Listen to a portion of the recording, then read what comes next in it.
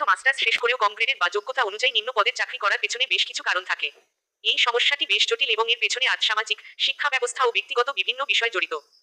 সাধারণ কিছু কারণ নিচে দেওয়া হলো। ১. শিক্ষা ব্যবস্থার দুর্বলতা।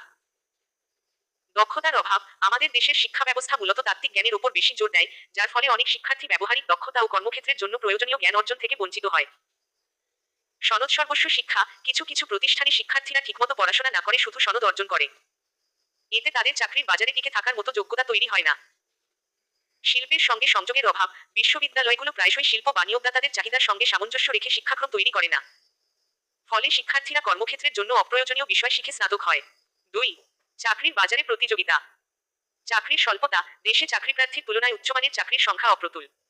এতে অনেক মেধাবী শিক্ষার্থীও নিজেদের যোগ্যতা অনুযায়ী চাকরি পায় না। কর্মক্ষেত্রের সংকোচন। কিছু খাতে কর্মসংস্থান সৃষ্টি হচ্ছে ঠিকই, কিন্তু উচ্চশিক্ষিতদের জন্য পর্যাপ্ত হোয়াইট কলার বা ব্যবস্থাপক পদের চাকরির অভাব রয়েছে। প্রতিযোগিতার চাপ। উচ্চশিক্ষিত বেকারত্বের হার বেশি হওয়ায় একটি ভালো চাকরির জন্য তীব্র প্রতিযোগিতা করতে হয়, যা অনেককে হতাশ করে এবং কম গ্রেডের চাকরি নিতে বাধ্য করে। ৩. ব্যক্তিগত অদক্ষতা ও ভুল ধারণা। যোগাযোগ ও ভাষা দক্ষতা। অনেক শিক্ষার্থীরই ভালো একাডেমিক ফলাফল থাকলেও ইংরেজি বা অন্যান্য ভাষা ও যোগাযোগের দক্ষতা দুর্বল থাকে। এটি একটি গুরুত্বপূর্ণ